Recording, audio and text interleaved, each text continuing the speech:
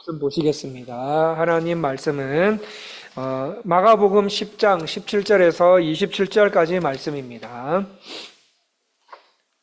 마가복음 10장 17절에서 27절 말씀입니다. 신약 70쪽 되는 하나님 말씀이 있습니다. 신약 70쪽에 있는 마가복음 10장 17절에서 27절 말씀입니다. 이제 성경 넘기시는 소리가 안 들리네요. 자, 다 찾으신 줄 알고 다 일어나셔서 거룩하신 하나님 아버지의 말씀을 받들어 봉독하시겠습니다. 26절까지는 교독하시고 마지막 27절은 합독하시겠습니다. 17절입니다. 예수께서 길에 나가실새 한 사람이 달려와서 꿇어 앉아 묻자오되 선한 선생님이여 내가 무엇을 하여야 영생을 얻으리이까?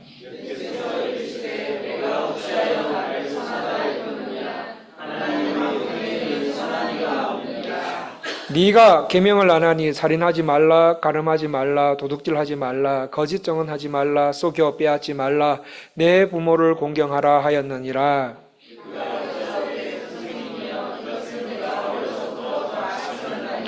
예수께서 그를 보시고 사랑하사 이르시되 내게 아직도 한 가지 부족한 것이 있으니 가서 내게 있는 것을 다 팔아 가난한 자들에게 주라. 그리하면 하늘에서 보화가 내게 있으리라.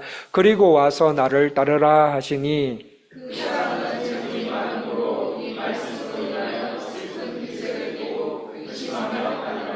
예수께서 둘러보시고 제자들에게 이르시되 재물이 있는 자는 하나님의 나라에 들어가기가 심히 어렵도다 하시니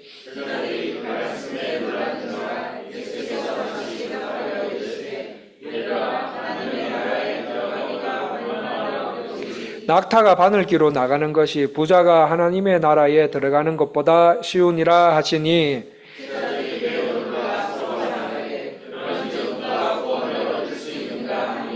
예수께서 그들을 보시며 이르시되 사람으로는 할 수 없으되 하나님으로는 그렇지 아니하느니 하나님으로서는 다 하실 수 있으니라. 이는 주의 말씀입니다. 착석하십시오.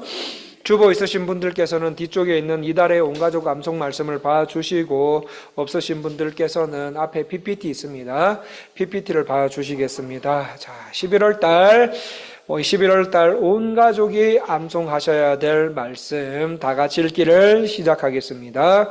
고린도전서 13장 6절 7절 말씀 불의를 기뻐하지 아니하며 진리와 함께 기뻐하고 모든 것을 참으며 모든 것을 믿으며 모든 것을 바라며 모든 것을 견디느니라. 아멘. 한 번 더 읽어보겠습니다. 자, 이달의 온가족 암송 말씀 다 같이 읽기를 시작하겠습니다. 고린도전서 13장 6절 7절 말씀 불의를 기뻐하지 아니하며 진리와 함께 기뻐하고 모든 것을 참으며 모든 것을 믿으며 모든 것을 바라며 모든 것을 견디느니라. 11월 달 한 달 동안에도 이 말씀을 가지고 온 가족 그리고 우리 교회 주일학교 전 부서가 암송하고 있습니다. 그러므로 성도님들 가정에서도 암송해 주시기를 바랍니다. 인생을 살다 보면 오해가 생기는 일들이 종종 있습니다. 이 한 농부가 논에서 일을 하다가 지친 몸을 이끌고 집으로 돌아왔습니다. 그런데 집에 돌아올 때마다 반갑게 맞아주던 개가 그날은 주인을 향해서 아주 무섭게 짖고 있었습니다. 그러자 농부는 이놈이 왜 나를 보고 짖어? 하면서 평소에 안 하던 행동을 하네? 하면서 개를 화가 나가지고 개를 막대기로 때렸습니다. 그런데 잠시 후에 마당 안에서 큰 뱀이 자신의 어린 아들 쪽으로 기어가는 것을 보고 깜짝 놀랐습니다. 알고 보니 개는 미리 이미 그 뱀을 보고 뱀으로부터 아이를 보호하려고 농부를 부른 것이었습니다. 농부는 너무 미안한 마음으로 개를 안고 개야 미안하다, 내가 오해했다라고 말한 이야기가 전래동화집에 있었습니다. 어느 부부가 있었습니다. 아내는 매일 아침 창밖을 보면서 이렇게 말합니다. 여보, 저 집 사람들은 왜 빨래를 깨끗하게 하지 못할까요? 좋은 세제를 한번 소개해 줘야 될 것 같아요 라고 말합니다. 그런데 며칠 후에 아내가 깜짝 놀라면서 어머, 오늘은 저 집이 빨래를 깨끗하게 했네 하면서 이제야 세탁을 제대로 하는구나 라고 말합니다. 그때 옆에 있던 남편이 씩 웃으면서 여보, 오늘 아침에 내가 우리 집 창문을 닦았어. 저 집 빨래는 예전에도 똑같아. 자기 집 창문이 더러운 줄 모르고 창밖에 널려있는 빨래가 더러운 줄로 오해한 어느 부부의 이야기였습니다. 이런 오해는 우리가 남에게 피해를 주지 않기 때문에 애교로 봐줄 수 있지요. 그런데 어떤 오해는 인생에서 돌이킬 수 없는 피해를 남길 때도 있습니다. 이런 겁니다. 세계 제2차 대전이 막 끝났을 때 필리핀의 어느 산악지대에 일본군들이 많이 숨어 있었다고 합니다. 그래서 숨어있는 일본군들에게 헬리콥터가 조공 비행을 하면서 이런 방송을 했습니다. 전쟁은 끝났습니다. 그러니 나와서 당신의 나라로 돌아가십시오. 그런데 일본군들은 저 방송이 자신들을 붙잡기 위한 연합군의 하나의 전략인 줄 알고 오해했습니다. 그래서 이 일본군들은 더 깊은 산속으로 들어가서 무려 30년 동안 살다가 1970년 말에 원신 같은 모습으로 나오게 됩니다. 오해에서 비롯된 아주 안타까운 인생이라 할 수 있지요. 오늘 읽으신 본문에도 오해 때문에 참 슬프고 비극적인 인생을 산 한 사람이 나옵니다. 자, 이 한 사람은 청년입니다. 청년인데 부자요, 관원입니다. 공부도 많이 한 엘리트로 당시 사회에서 영향력을 행사할 수 있는 사람입니다. 그뿐 아니라 이 사람은 천국이 있음을 인정한 사람이었고 예수님 만나기 전까지 영생을 얻기 위한 진지하고도 경건한 구도자로서의 자세로 살아온 사람입니다. 그러던 어느 날 이 한 사람은 예수님께서 길에 지나가신다는 소식을 듣고 예수님을 찾아옵니다. 그리고 그가 풀 수 없는 숙제로 안고 있었던 그 영생에 대해서 질문을 합니다. 이 사람은 돈도 많고 지식도 많고 사회적으로 영향력이 있는 사람일 뿐만 아니라 인생에 대한 문제를 풀 수 있는 분은 예수님이심을 알 수 있는 눈까지 가진 사람입니다. 그리고 사람이 이 땅을 살 수 있는 동안 반드시 가져야 할 것 중에 하나가 영생인 것도 아는 이 사람에게 있어서 참다운 인생이 뭔지에 대해서 완전히 깨뚫고 있는 사람입니다. 대단한 사람 아닙니까? 그런데 그 한 사람이 예수님 앞에 나와 영생에 대한 질문을 주고받는 그 과정 속에서 결국 예수님을 떠나가는 비극적인 인생을 살아가게 됩니다. 너무나 안타까운 일이지요. 너무나 안타까운 일이 벌어졌습니다. 성도님들, 이 한 사람이 예수님을 떠나가게 된 이유가 무엇입니까? 오해입니다. 오해 때문입니다. 그렇다면 이 한 사람이 가지고 있었던 세 가지 오해를 통해서 하나님께서 우리에게 무슨 신앙을 요구하시는지 알고 적용하는 삶들이 되셨으면 합니다. 자, 왜 이 한 사람이 예수님을 떠나게 되었습니까? 첫 번째로 예수님이 어떤 분이신가에 대한 오해가 있었습니다. 17절 말씀 같이 한번 읽어볼까요? 17절 말씀 다 같이 읽기를 시작하겠습니다. 예수께서 길에 나가실새 한 사람이 달려와서 꿇어 앉아 묻자오되 선한 선생님이여 내가 무엇을 하여야 영생을 얻으리까? 말씀을 보시면 이 한 남자는 예수님을 어떻게 불렀습니까? 선한 선생님이여 라고 불렀습니다. 오늘날 자유주의 신학자들이 이렇게 불러 예수님한테. 예수님은 구원자가 아니라 선생이다, 선생. 그렇게 자유주의 신학자들이 그렇게 생각하고 있습니다. 똑같죠? 똑같습니다. 그러자 예수님께서 보이신 반응이 뭡니까? 18절에 보시면 예수께서 이러시되 네가 어찌하여 나를 선하다 일컫느냐? 하나님 한 분 외에는 선한 이가 없느니라. 18절 말씀을 보시면은 예수님은 마치 선하신 분이 아니다라는 말처럼 들립니다. 아닙니다. 이 말은 사람 가운데 선한 이가 없다라는 말이에요. 사람 가운데 선한 이가 없다. 자신의 선함을 가지고 하나님 앞에 나올 수 있는 사람은 이 세상에 아무도 없다입니다. 선한 자는 아무도 없다. 선한 자는 하나님밖에 없다. 즉 예수님 자신이, 예수님이 내가 누구라고요? 하나님이시다. 예수님이 내가 바로 하나님이시다 이 말입니다. 예수님이 누구라고 말씀하십니까? 하나님이시다. 여러분, 이것이 성경이 우리에게 가르치는 예수님이십니다. 예수님이 성자 하나님이시다. 그런데 오늘날 많은 세상 사람들은 예수님을 어떻게 봅니까? 사람들이 따라야 할 위대한 모델로서의 인간, 또는 도덕적으로 존경할 만한 선생님, 4대 성인 중에 한 분으로 생각하는 분들이 많이 있습니다. 그러나 성경은 예수님을 어떤 분으로 소개하고 있습니까? 예수님은 하나님이시다. 하나님의 아들이시자 인간을 구원하실 수 있는 구원자요 주인이시다라고 소개하고 있습니다. 이 C.S. 루이스가 어느 날 캠브리지 대학에서 예수의 구주되심이라는 제목으로 설교를 합니다. 그 설교 끝난 뒤에 한 학생이 C.S. 루이스 교수에게 말합니다. 교수님, 만약에 교수님께서 예수는 우리가 본받아야 할 위대한 스승이라고 설교를 하셨다면 우리 모두는 거기에 대해서 동의의 박수를 힘차게 쳤을 것입니다. 그런데 예수는 구세주이시다. 이런 케케묵은 기독교의 교리로 설교하셨으므로 우리는 아무런 반응을 할 수가 없었습니다. 이 말을 들은 C.S. 루이스는 그 청년 대학생에게 학생은 정말 예수님이 사람들이 본받을 만한 완벽한 모델이라고 생각하는가? 네, 맞습니다. 그러면 완벽한 모델이신 예수님을 따라가는 것이 중요한 삶이라고 믿는가? 그렇지요. 그렇게 생각합니다. 자네는 예수님을 완전히 따라갈 수 있다고 생각하는가? 이 물음에 잠시 이 학생이 생각하다가 완전하게 따라갈 수는 없을 것 같습니다. 이 말을 들은 루이스는 그러면 학생은 지금까지 살아오면서 학생이 한 실수도 있었고 죄를 지은 것도 있다는 사실을 인정하는가? 예, 당연히 인정하지요. 제가 19년, 20년, 21년 동안에 살아오면서 실수도 많았고 실패도 했고 죄를 지은 적도 있습니다. 인정합니다. 그러자 C.S. 루이스는 말합니다. 그렇다면 학생에게 필요한 것은 인간들이 본받아야 할 선생으로서의 예수가 아니라 학생의 실수와 실패와 죄로부터 구원하실 수 있는 예수가 먼저 필요하다네. 구주이신 그리스도를 만난 다음에 예수님은 자네의 모델이 되실 수 있을 걸세라고 말했다고 합니다.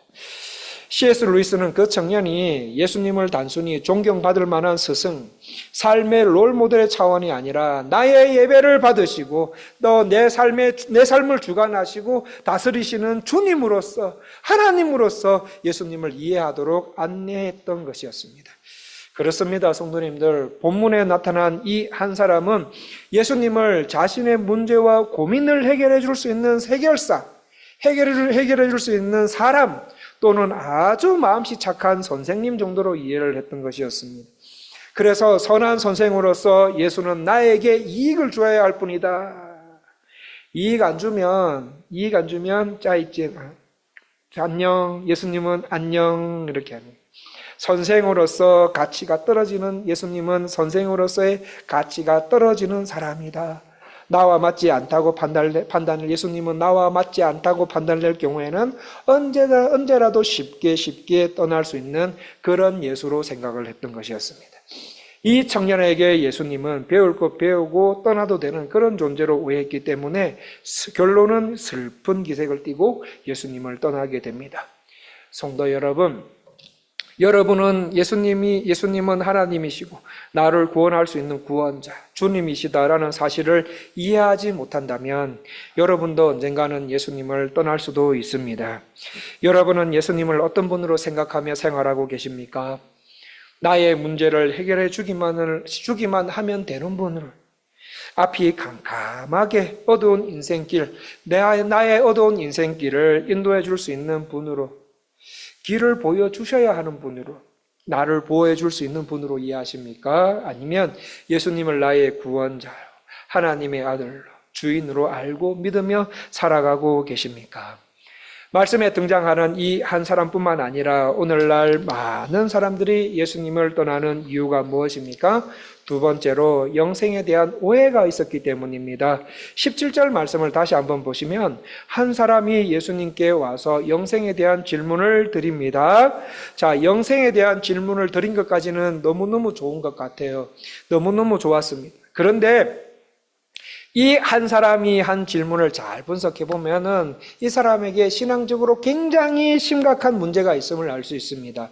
이 한 사람이 무슨 말을 했습니까? 17절 하반절 말씀을 보시면 선한 선생님이여 내가 무엇을 하여야 영생을 얻으리까? 이렇게 말합니다. 내가 무엇을 하여야 영생을 얻으리까? 이 한 사람의 말을 유심히 한번 살펴보면 영생을 얻기 위해서는 내가 무엇을 해야 한다. 어떤 성과를 얻어내야만 주님이 나에게 영생을 주시는 분으로 오해하고 있습니다. 그래서 예수님은 어떻게 대답하십니까? 아니다. 무엇을 해야 구원을 받는 게 아니야. 네가 선을 행해야 영생을 받을 수 있다고 생각하냐? 그렇다면 네가 영생을 얻을 정도로 네가 선하다는 말이냐? 그렇다면 19절에 나오는 살인, 간음, 도적질, 거짓 증언, 속여 빼앗지 말라, 내 부모를 공경하라는 계명들 다 지키면서 살았냐? 라고 물으십니다. 그러자 이 한 사람이 뭐라고 대답합니까? 20절에 선생님이여 내가 이것은 내가 어려서부터 다 지켰나이다. 다 지켰다고 말합니다.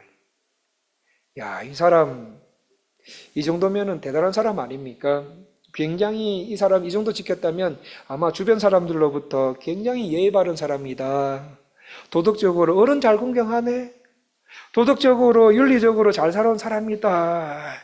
주변 사람들로부터 당신은 굉장히 젠틀한 사람이야 라는 말을 많이 들으면서 살아왔을 것 같습니다. 그런데 예수님은 어떻게 생각하십니까? 아이고, 이 한 사람은 아직도 자신을 진실되이 보지 못하고 있구나.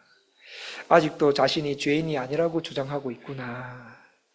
성도님들, 예수님을 구주로 만나기 위해서는, 영생을 얻기 위해서는 내가 얼마나 도덕적으로 훌륭한 사람인가. 지금까지 사람들에게 당신 참 착하고 남 피해 안 주고 예의 바른 사람이라는 말을 들으며 살아왔다고 해서 천국 들어가는 거 아닙니다.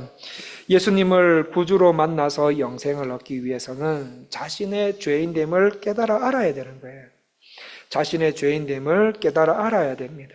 나는 하나의 작은 죄를 지어도 하나님 앞에 충분히 죄인이고 하나님의 진노와 저주를 피할 수 없는 인간이라는 사실을 깨달으셔야 되는 거예요.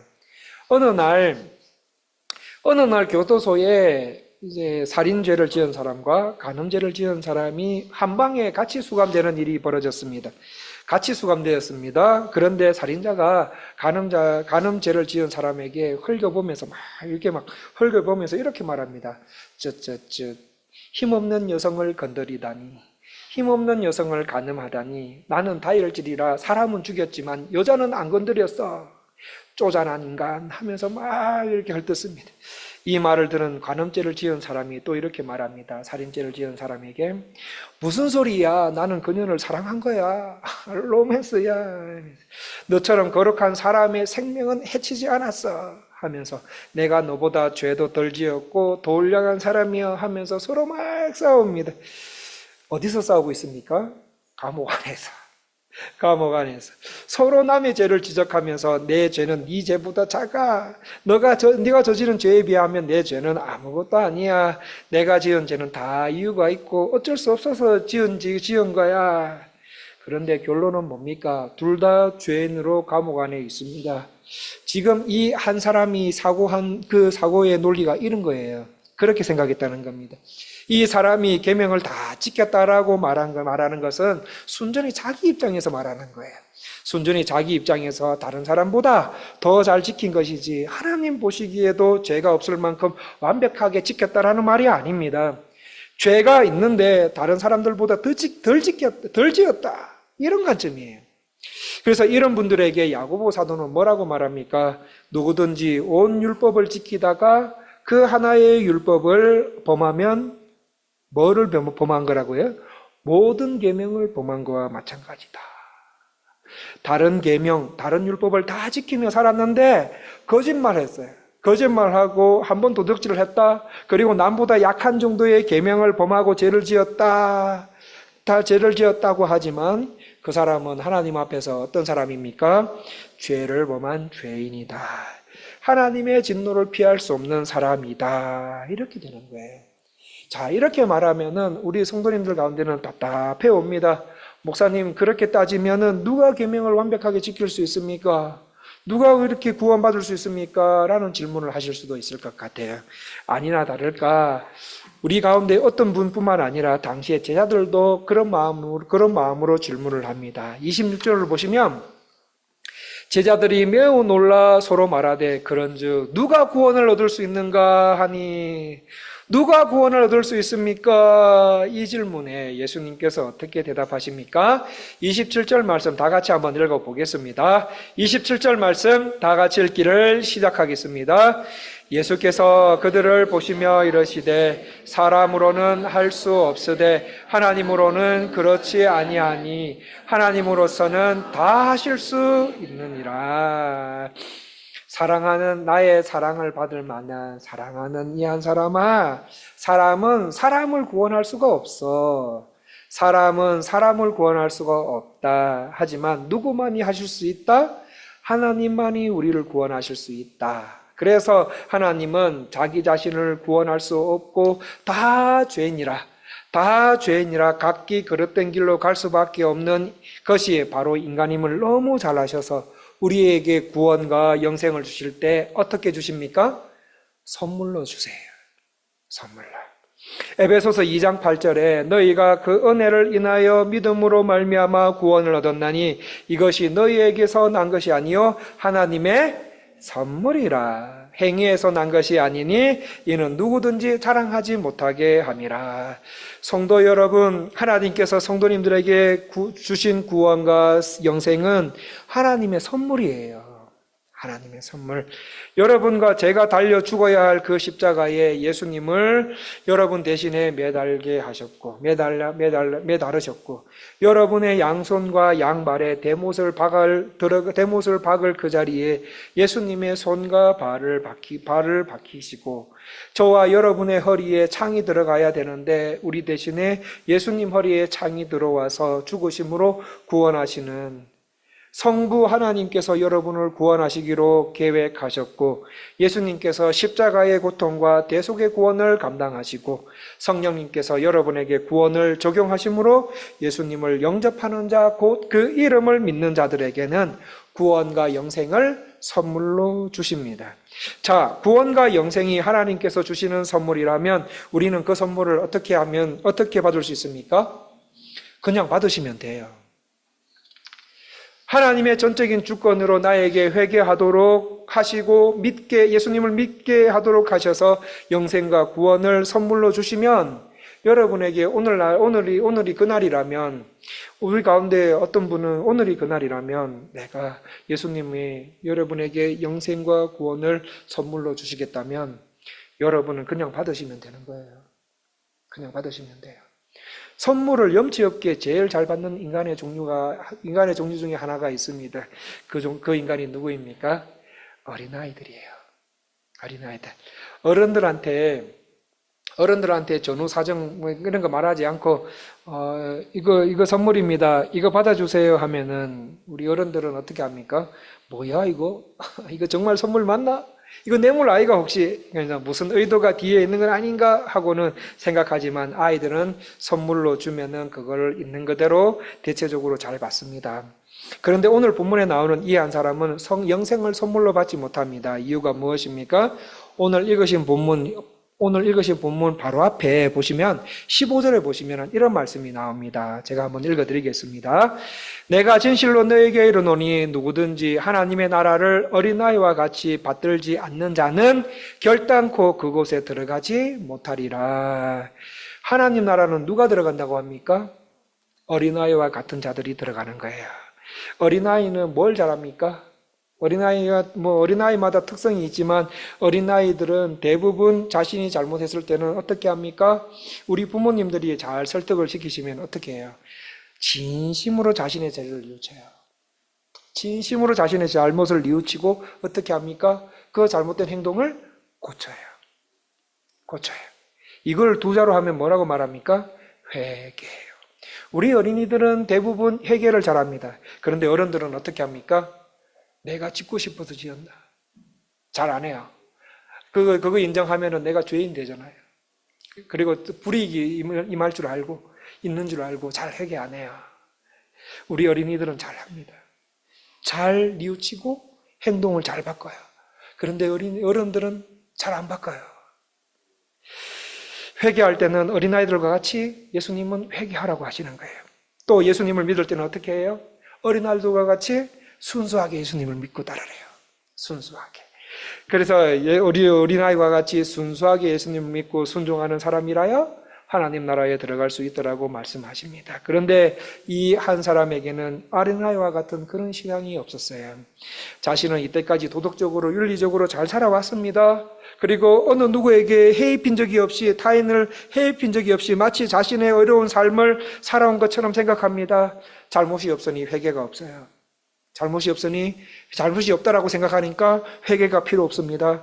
진정한 회개를 하지 않습니다. 진정한 회개가 없으니 예수님을 믿을 수가 없고, 믿음이 없으니 진정한 회개가 없이 그저 나는 어떤 사람이라고요? 도덕적으로 잘 살고 있어. 나는 교회도 나가고 있어. 다른 사람 피해 안 주고 주변 사람들에게 와, 당신 정말 예의 바르다. 당신 자녀들도 너무너무 예의 바르다. 바르다고 말도 듣고 잘 살고. 그렇게 살면은 그게 잘 사는 거지 하면서 믿음과 회개가 없는 삶을 살다가 예수님께서 뭐라고 말씀하십니까? 전 재산을 팔아서 사람들에게 주라는 이런 말씀을 들었을 때 이 한 사람은 결국 예수님을 떠나가게 됩니다. 여러분, 영생에 대한 관심이 있었지만 결국은 이 사람은 예수님을 떠났어요. 성도 여러분, 구원과 영생은 하나님의 선물입니다. 그래서 하나님께서 여러분께 구원과 영생을 주시고자 하실 때, 그때가 지금이라면 어린아이처럼 그 선물을 잘 받으셨으면 좋겠습니다. 사람들이 예수님을 떠나가는 이유가 무엇입니까? 마지막 세 번째로 우선순위에 대한 오해가 있었기 때문입니다. 여러분, 우선순위가 무슨 뜻입니까? 말은 많이 들었는데, 제가 이 우선순위에 대해서 말은 많이 들었는데 이 개념 정리가 잘 되지 않아서 사전을 찾아봤습니다. 사전을 찾아보니 이렇게 나와 있더라고요. 여러 가지 일이나 선택지 중에서 무엇을 먼저 해야 하는지 정하는 순서를 말한다, 이렇게 되어 있어요. 다시 한번요. 여러 가지 우선순위란 뭐냐? 여러 가지 일이나 선택지 중에서 무엇을 먼저 해야 하는지 정하는 순서를 말합니다. 예를 들어서 자녀들이 아침에 학교 갈 때 가장 우선순위가 뭡니까? 일어나자마자 학교 갈 수 있습니까? 안 돼요. 잠에서 일어났다 바로 학교 갈 수 없습니다. 그래서 학교 갈 때 우선순위는 뭡니까? 첫 번째는 일어나서 세수하고 옷 갈아입기. 두 번째는 책가방 챙기고 식사하기. 세 번째 차 타러 나가기. 이런 순서가 있듯이 우리 인생에서 해야 할 많은 일들 중에 무엇이 가장 먼저인가, 무엇이 가장 중요한가를 잘 구분해서 생활해야 행복한 생활을 하실 수가 있습니다. 그런데 반대로 행복의 반대가 불행이죠. 그 불행은 언제 옵니까? 우선순위가 잘못되었을 때 불행이 와요. 우선순위가 혼란이 있을 때 불행이 우리에게 생깁니다. 한때 미국 달라스 카우보이 팀이라는 미국 미식 축구팀의 아주 전설적인 코치 탐 랜들이라는 사람이 있었습니다. 이분은 달라스 카우보이 팀을 여러 번 우승시켰고 명예의 전당까지 들어간 사람입니다. 뿐만 아니라 성경을 아주 잘 가르치는 사람이었습니다. 시간만 나면 선수들과 함께 성경 공부를 했다고 합니다. 지금은 하나님 나라에 계시지만 이 탐 랜드리는 이 땅에 있는 동안에 가정생활도 잘하고 사회생활도 잘하고 미식축구 코치로 이름을 날리고 있던 어느 날 기자가 찾아와서 물었습니다. 당신의 행복의 비밀은 무엇입니까? 라고 묻자 이 탐 랜드리는 저는 예수님을 믿은 그날부터 우선순위를 정해서 지금까지 변함없이 그것 붙잡고 생활하고 있습니다. 그러자 이 기자가 당신의 우선순위가 무엇입니까? 라고 묻자 이 탐 랜드리는 네, 저에게 있어서 우선순위는 첫 번째 하나님, 두 번째 가족, 세 번째 축구입니다. 저는 예수님을 믿고 난 후에 이 우선순위대로 한 번도 흔들리지 않고 지금까지 살아왔습니다. 라고 말했다고 합니다. 우리도 이런 우선순위를 정하고 흔들림 없이 한번 살아보시면 어떻습니까? 성도 여러분, 불행은 우선순위의 혼란에서부터 찾아오게 되실 것입니다. 저는 본문에 나타난 이 한 사람은 우선순위의 혼란을 느끼면서 결국은 예수님을 떠났다라고 생각합니다. 이 한 사람은 왜 그렇게 생각하는가 하면 이 한 사람은 영생을 얻는 문제가 자신의 삶에서 중요하다고 생각했습니까? 안 했습니까? 중요하다고 생각을 했어요. 그래서 예수님 앞에 나왔습니다. 그리고 예수님에 대한 관심이 있었습니까? 없었습니까? 있었어요. 있습니다. 예수님에 대해서 관심도 있었고 영생을 얻는 문제에 대해서도 관심이 있었고 구원을 얻는 문제가 자신의 인생에 있어서 정말 중요하다는 것도 알고 예수님 앞에 나왔습니다. 예수님 앞에 나오면 이것이 해결되는 것도 알고 있었습니다. 그래서 예수님 앞에 나왔습니다. 그러나 이보다 더 이 한 사람을 지배하고 있었던 것이 있었습니다. 그것이 무엇입니까? 재물이었어요. 돈이었어요. 예수님이 안 중요한 거 아닙니다. 예수님 중요합니다. 영생, 구원 얻는 것, 이게 우리 인생에서 중요하다는 거 우리 다 알고 있습니다. 그럼에도 이 한 사람을 지배하고 있었던 것은 지배하고 있었던 가장 우선순위는 뭐였냐? 돈이었다라는 거예요. 재물이었다라는 거예요. 혹시 우리도 이 한 사람과 같은 가치관으로 살아가고 있는 것은 아닙니까? 이 한 사람에게는 자기 재산 늘리고 재물을 축적하는 것이 첫 번째 우선순위였던 것이었어요. 결국 이 한 사람의 우선순위에서 이 한 사람의 우선순위에서 재물에서 예수님은 밀려나게 되고 돈에서 영생은 밀려나게 되고 마침내 어떻게 됩니까? 예수님을 떠나는 사람이 되어버렸던 것이었습니다. 교회 안에도 이런 우선순위로 살아서 지금도 혼란스러운 삶을 사시는 분들이 얼마나 많이 계십니까?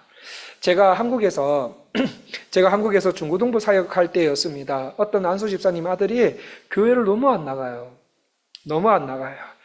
사춘기 아들 보면은 좀 그런 아이들도 있지 않습니까? 그래서 너무 안 나가서 아버지가 교회 좀 나가라고 막 이리 달래고 저리 달래고 해도 안 나갑니다. 그래서 이번에는 돈으로 아들아, 너 교회 가면 2만 원 줄게. 그걸로 네가 정말 교회 가서 2만 원으로 교회 가서 예배 드리고 너가 좋아하는 영화 보러 가라 하면서 영화 티켓 값으로 2만 원을 줬습니다. 그리고 그 말을 들은 아들은 좋다 하면서 교회 가기로 합니다. 이번 주 교회 갈게 아빠 하면서 주일이 되었습니다. 아들은 약속대로 교회에 가기 위해서 현관문을 나서는데 아빠가 부릅니다. 아들아, 교회 가면 2만 원 준다 했지? 아빠 약속 지킬게 하면서 2만 원을 줍니다. 영합이 2만 원을 주면서 야, 너 예배 드리러 가잖아. 예배 드리러 교회 가니까 헌금도 가져가라 하면서 1,000원짜리 한 장을 아들 손에 쥐어줍니다. 이 일을 통해서 이 아이가 부모에게 받는 신앙교육은 무엇이겠습니까? 교회는 1,000원짜리, 교회는 1,000원짜리, 영화는 2만 원짜리. 이게 머리에 들어가지 않을까요? 물론 이 방법이 좋지 않다고는, 사춘기를 지내는 아이들에게 좋지 않은 방법이라고는 보지 않습니다. 그러나 이렇게 되면 그 아이의 우선순위는 어떻게 되겠습니까? 인생에서 뭐가 우선이고 뭐가 나중이고 어떤 것을 첫 번째로 해야 되는지 그 아이의 인생에서 우선순위를 정할 때 이 아이에게 혼란이 오지 않을까요? 불행은, 다시 한번 반복드립니다. 불행은 우선순위의 혼란에서부터 옵니다. 그렇다면 여러분에게 가장 중요한 우선순위는 무엇입니까? 말씀에 나오는 이 한 사람은 예수님도 중요했습니다. 맞지요? 예수님도 중요했습니다. 영생과 구원도 중요했습니다. 그러나 그 사람에게 훨씬 더 중요한 것은 재물이었습니다. 돈이었습니다. 그렇다면 여러분은 어떻습니까? 영생도 구원도 예수님도 중요하십니다. 맞지요? 예수님도 중요하고 영생도 중요하고 구원도 중요해서 여러분 여기 예배드리러 나온 거 아닙니까? 그런데 여러분에게 영생, 구원, 예수보다 더 중요한 것이 돈 아닙니까? 재물 아닙니까? 자녀 아닙니까? 우리의 삶을 한번 솔직하게 우리 한번 나눠봤으면 좋겠어요. 그거 아닙니까? 말씀에 나오는 이 한 사람은 재물과 돈이 그의 우상이 되어서 하나님을 제대로 바라보지 못하고 하나님을 사랑하지 못하게 된 사람이었습니다. 그리고 그 우상을 극복하지 못해서 결국은 예수님을 떠나게 됩니다. 여러분, 우선순위 잘 잡으셔야 됩니다. 우선순위 잘못 잡으면 죽을 수도 있습니다. 이거 실화입니다. 옛날 영국에 일어났던 실화입니다. 옛날이라서 조금 그렇지만 한번 본문이 뭘 말하는지 이 예화를 통해서 한번 캐치해내셨으면 좋겠어요. 아프리카에서 영국 무역선 하나가 영국까지 다 왔습니다. 거의 다 아프리카에서 이제 영국까지 왔는데 영국까지 거의 다 와서 높은 파도가 일어나기 시작합니다. 그래서 그 파도로 인해서 배가 파손될 위기에 처하게 됩니다. 그래서 영국 정부는 그 구조선을 보냈습니다. 구조선을 보냈는데 파도가 너무 높아서 구조선들이 그 조난당할 위기에 있는 그 큰 배를 근처를 가지를 못합니다. 그래서 구해내지를 못합니다. 그래서 어쩔 수 없이 아이디어를 생각해낸 후에 어쩔 수 없이 로프를 이용해서 구조선까지 오라고 신호를 보냅니다. 그래서 그 로프를 양손으로 꽉 붙잡고 끝까지 이동한 사람들은 다 살았어요. 다 살았습니다. 그런데 많은 사람들이 죽었어요. 그 죽은 이유가 무엇이었겠습니까? 그 조난당할 위기에 있는 배 안에는 뭐가 있었는가 하면 아프리카에서 캐낸 금들이 너무너무 많이 들어있었던 거예요. 너무너무 많이 실려 있었습니다. 그래서 그 금을 절대로 포기 못한 사람들은 내가 저기까지만 사는데 저기까지 가면은 이제 살아. 그러면은 내가 살 때를 대비해서 금을 가지고 가야지 하면서 막 가방에다가 막 손에다가 막 이렇게 금을 최대한 많이 가지고 로프를 잡고 이동하다가 바다에 떨어져서 다 죽게 되는 경우였어요. 성도님들, 이 사람들 되게 어리석죠? 되게 어리석다고 생각하시지요? 그런데 정말 어리석은 사람이다라고 생각하십니까? 우리는 어떻습니까? 우리는 어떠세요? 우리도 이와 같은 삶의 방식으로 살아가고 있지 않습니까? 그렇게 계속 사시면 어떻게 되겠습니까? 아마 죽지 않을까요? 사람이 만일 온 천하를 얻고도 제 목숨을 잃으면 무엇이 유익이요? 무엇이 더 중요하냐? 너희들의 삶 속에서 무엇이 더 중요하냐? 내 인생에 있어서 우선순위를 어떻게 정하며 살아가느냐에 따라서 행복이냐 불행이냐를 가늠할 수 있게 된다는 말입니다. 오늘 여러분의 생애에서 무엇이 가장 중요합니까? 예수님보다 더 중요한 분이 있습니까? 여러분에게 예수님은 누구이십니까? 마음속으로 한번 대답해 보십시오. 다시 한번 질문 드립니다. 여러분에게 있어서 예수님은 누구시냐고요? 예수님은 나의 구주요, 나의 주인이십니다. 나를 구원하신 분이십니다. 그리고 나의 전 인생을 다스리시고 하나님 나라로 인도하시는 놀라우신 분이십니다. 그래서 예수님보다 구원의 문제보다 영생의 문제보다 이 세상에 더 중요한 문제는 없습니다. 이렇게 인식을 하시면서 살아가고 계십니까? 아니면 그 반대이십니까? 영생의 문제를 해결하지 못한 채 우리가 이 땅에서 피땀 흘려가면서 새벽부터 일어나서 밤늦게까지 일을 하면서 피땀 흘려가면서 돈 벌어서 세상적으로 성공했다고 칩시다. 세상적으로 성공했지만 구원 얻지 못한 상태에서 교회 다니시다가 오늘이라도 소천하시는 분들은 영원히 불타오르는 지옥에서 보내셔야 될 것입니다. 여러분, 이게 현실이에요. 여러분, 이게 현실입니다. 그렇다면 저와 여러분의 인생에서 구원 얻는 것보다 더 중요한 것이 어디 있습니까? 구원과 영생을 주시는 예수님보다 더 중요하신 분이 어디 있냐는 거죠. 내가 예수님을 믿고 그리스도 앞에 왔을 때 주께서 나를 용서하시고 십자가에서 나 대신 피 흘리신 그 거룩한 사랑으로 영생을 선물로 주셨다. 그래서 나는 회개와 믿음으로 그 영생을 선물로 얻었다. 이보다 더 위대한 축복이 어디 있습니까? 우리 자녀들이 우리 교회에 와서 영생을 얻는 것보다 더 큰 축복이 어디 있습니까? 그렇다면 오늘 내가 예수를 나의 구원자로 하나님의 아들로 나의 주인으로 믿고 영접하며 살아가고 있는지 한번 여러분의 신앙을 확인해 보시겠습니까? 오늘 여러분 가운데 주일날 예배는 드리러 교회에 나오지만 우선순위를 바꿔야 하실 분들 계십니까? 우선순위를 바르게 정하지 못하는 바람에 불행의 연속인 삶을 지금도 살고 계시진 않으십니까? 우선순위를 바꾸셔야 돼요. 우선순위를 바꾸십시오. 그리고 우선순위를 경우에 따라 바꿨다가 바로 잡았다가 그렇게 하지 마시고 꾸준히 그 우선순위대로 살아가십시오. 그리고 십자가 앞에 서십시오. 십자가에서 주께서 나를 얼마나 사랑하시는지, 나의 허물과 죄를 담당하시고 내 대신에 다 담당하시고 피 흘리신 십자가, 그리고 장사한 지 사흘 만에 부활하신 그리스도가 나의 주인됨을 고백하며 예수님 앞에 나와 사랑의 하나님을 믿음으로 바른 보는 자에게 성령께서 회개하게 하시고 믿음을 주셔서 영생을 선물로 그분에게 딱딱 주실 줄 믿습니다. 영생을 얻고 난 후에 올바른 우선순위 안에서 그리스도와 더불어 행복한 인생을 사시는 것. 여러분, 그래 사셔야 되지 않습니까? 그래 사셔야지요.